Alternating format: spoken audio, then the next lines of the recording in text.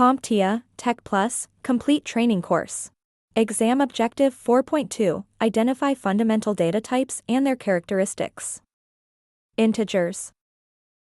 Integer is a data type used to represent real numbers that do not have fractional values. This includes whole numbers and their negative equivalents. It probably goes without saying, but you can absolutely use mathematical operations with the integer data type. The integer data type also supports relational operations.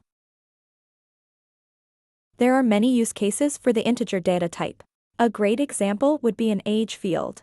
With something like phone numbers, data type selection can be tricky.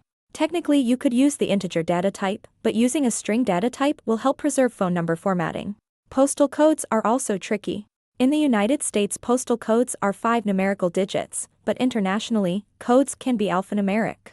So in certain situations an integer data type could be used, but like phone numbers, the string data type might be the better choice.